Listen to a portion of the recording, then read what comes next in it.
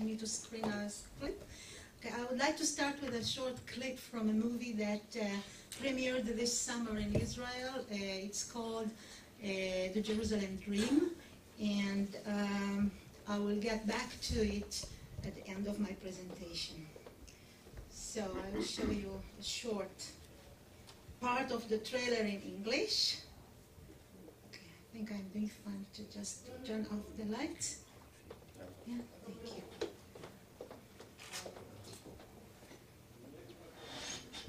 ירושלים, איך שאנחנו שומעים באתיופיה, שגדלנו בירושלים, זה חשבנו גם למעלה זהב, גם למטה זהב.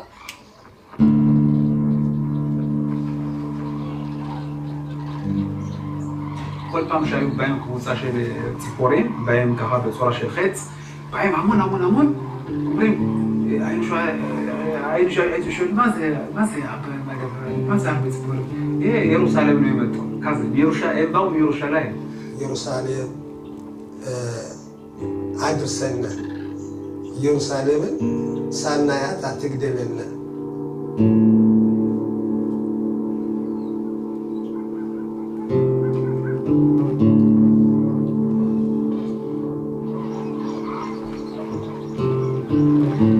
אנחנו בחושך, אנחנו מגיעים ביום, נחים באיזשהו מקום. רק בלילה הולכים. כל עבדכם טייבל נדבר.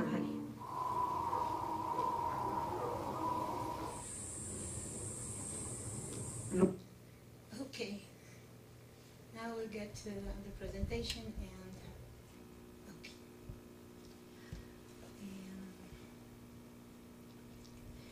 So I'm going to talk about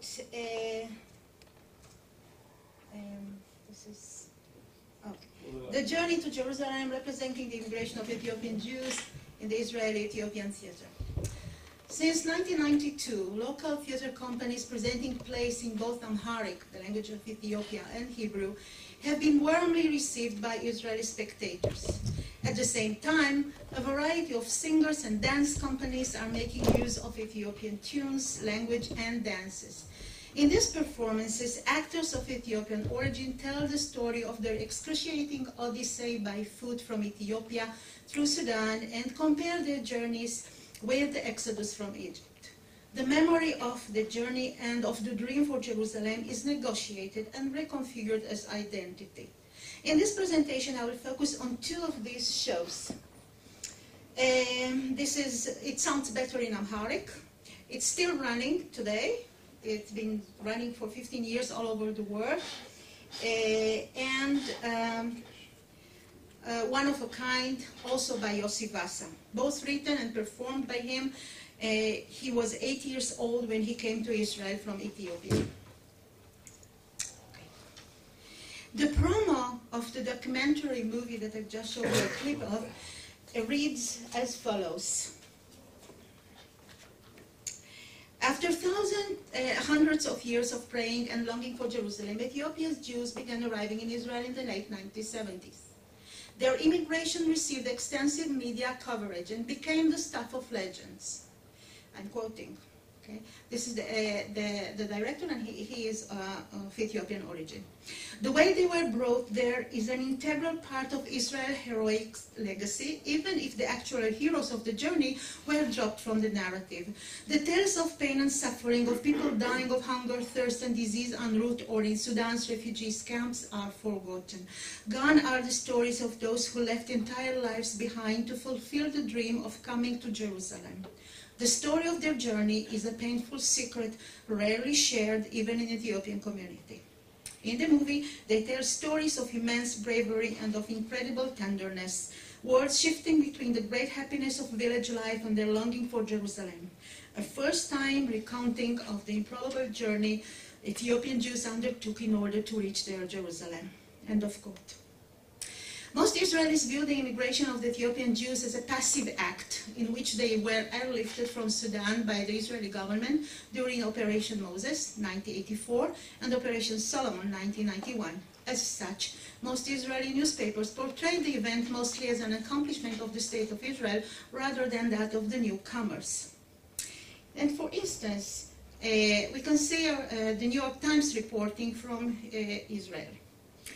Lod, Israel, May 25th, 1991. Israel fell into joyous celebration tonight as the government announced the successful conclusion of an emergency airlift of 14,500 Ethiopian Jews, nearly the entire Jewish population, in just under 36 hours.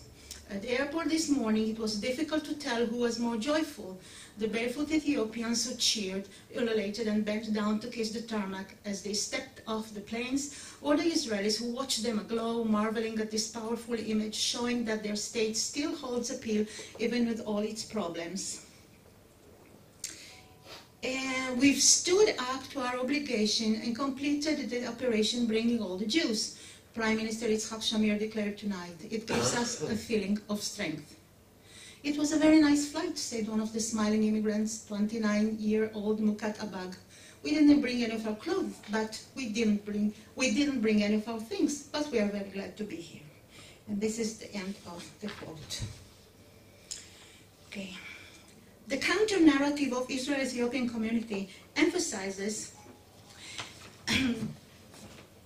their adherence to the Zionist ethos and the sacrifice which those who immigrated had to endure in order to reach Jerusalem. They view their odyssey as a determinate initiative motivated by the dream of the promised land, like the ancient Hebrews who fled Egypt. How is this journey represented in Israeli-Ethiopian theater? According to anthropologist Shalva Weil, the Ethiopian Jews have a rich and centuries-old storytelling tradition similar to that found in most of tribal Africa. Storytellers can speak for hours on end, and the good ones, mostly elders, will have high social status. In Ethiopia, predominantly Jews from urban centers were acquainted with Western theater. Most of the community was rural and traditional. The first Ethiopian Israeli theater company, Netela, which translates as show, was established in Jerusalem in 1994. It was founded by Yafa Schuster, an Israeli choreographer and director of non-Ethiopian origin who was at the time studying Ethiopian culture at the Hebrew University of Jerusalem. Netela was sponsored by the government and the Jewish Agency through the Israeli Association for Ethiopian Jews. From its start, the theater addressed mostly general Israeli audiences, not just Ethiopian community. The actors were young amateurs who spoke both Amharic and Hebrew on stage. Their first show, Black Netela, on the left, Black Show, was built around Ethiopian traditions and folklore. Ethiopian dances and songs were supplemented by the actors' personal stories. The outcome was unexpected. According to Schuster, Black Netela was a huge success. It ran for about 2 years, around 250 times in every city, in every kibbutz, in front of every international conference held in Israel. It even traveled to a festival in Budapest. The show was the baby of the Ministry of Culture. Another major Ethiopian theater company is Hulegab, situated in Jerusalem in Confederation House. You can see here, this is one of their shows called Teret Teret, meaning I will be telling a story, and it's based on a book of folk stories from Ethiopia. Tehila Ishayahu Adged, the very gifted actress of the ensemble, says, "Our ensemble, Hulegab, is something special. Those of us who are fully involved in Israeli society are the ones who are really preserving our tradition, our past, and are taking it forward." Unquote. As more young actors and actresses of Ethiopian origin have graduated from acting schools in Israel, they have started their careers in the Tel Aviv area. This is Meski Shivro Sivan, the first professional Ethiopian Israeli actress. She appeared in a one-woman show, The Song of the Nice Guys, the story of a young Ethiopian girl who immigrates to Israel. Then Shai Fredo, a former actor in Atala, who devised a one-man play, Judean Lion, that relates his personal story as a child in Ethiopia and as an adolescent in Israel. And finally, we're going to elaborate on the two shows that I've mentioned. It sounds better in Amharic. It is a one-man show acted by Yossi Vasa, who co-authored the play with Shai Ben Attar, a non-Ethiopian Israeli playwright. In this monodrama, Vasa tells of his childhood, starting with how he used to count sheep on the mountain and ending with how this skill helped him during math classes in Israel. When the teacher talked about counting digits and numbers, he found explanations too abstract and not helpful. At one point it occurred to him that instead of digits and numbers, he should think of counting sheep, and instantly became the best pupil in his arithmetic class. In the show, Vasa operates in the storyteller tradition. Holding a simple, old-fashioned blue suitcase, he tells the story of those months in Sudan.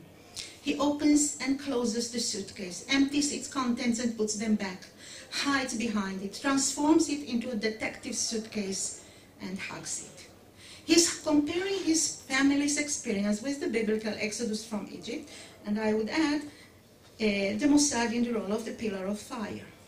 Vasa, together with his parents, 2 little brothers and grandmother, left their village on foot on the dead of night and embarked on a dangerous journey.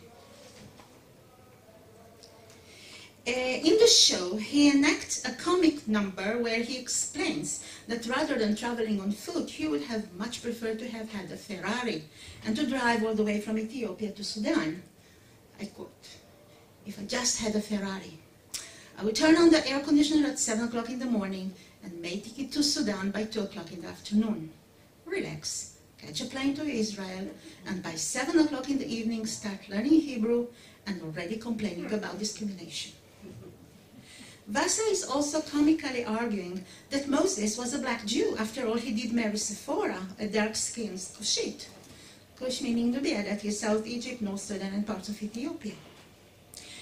The Vasas were not refugees in their own eyes. They were a particular type of immigrants who viewed themselves as living in diaspora for centuries and finally, yet paradoxically, were starting their journey back home to a place that they had never encountered before, Jerusalem.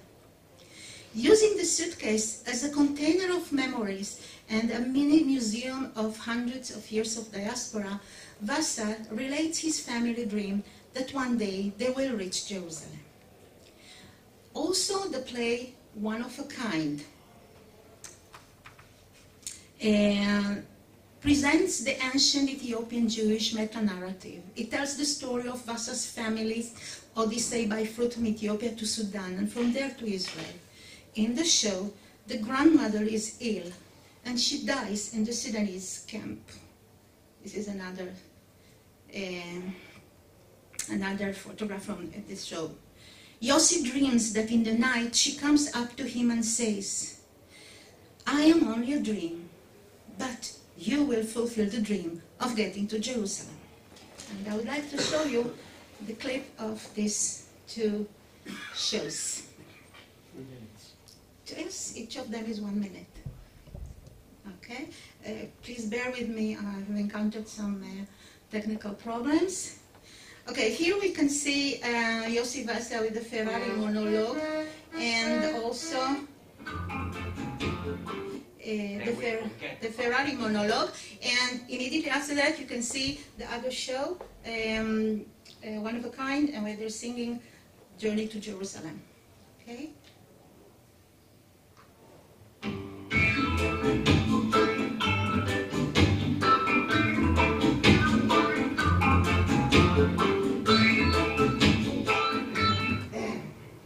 If I just had a Ferrari, I would burn 700 kilometers in 8 hours easy.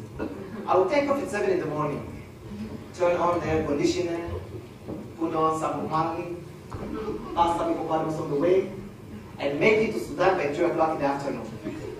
Relax, catch a plane to Israel by 8 in the evening, I've got my passport, sit in my trailer, learning Hebrew, and already complaining about discrimination.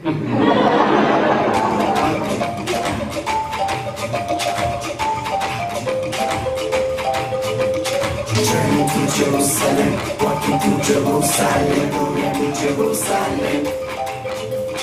Journey to Jerusalem, walking to Jerusalem, going to Jerusalem. Okay, the last clip, it's important for me to show it because what you can see is that the grandmother is dying and he is dreaming. This is in Hebrew, so I have to briefly explain.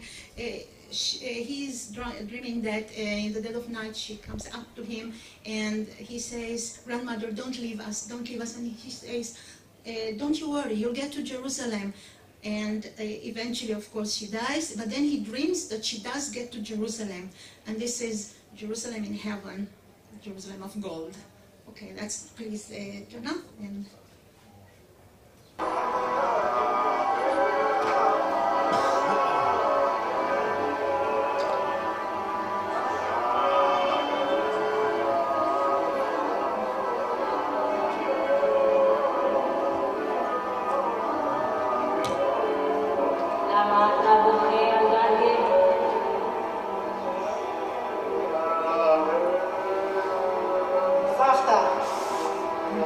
סיפרתי לאישה הסודנית עלייך, והיא נתנה לי כסף לטיסה. היא אמרה שאין דבר יותר יקר מחלום של בן אדם. ככה היא אמרה, סבתא, היא נותנת לך את החלום שלך במתנה. אל תסתכל אחורה, תסתכל קדימה. אתה תגיע לירושלים. לא, סבתא, אני רוצה לנסוע איתך. אני עשיתי את זה בשבילך. בבקשה, סבתא. היא אמרה שאין דבר יותר יקר מחלום של בן אדם. סבתא, תבריאי שם. יש שם עצים, שוקולד וזהב ויהלומים. בבקשה, סבתא, תבריאי שם. סבתא, הם יטפלו בה עכשיו. סבתא, אל תלכי. סבתא, אל תלכי. סבתא, אל תלכי.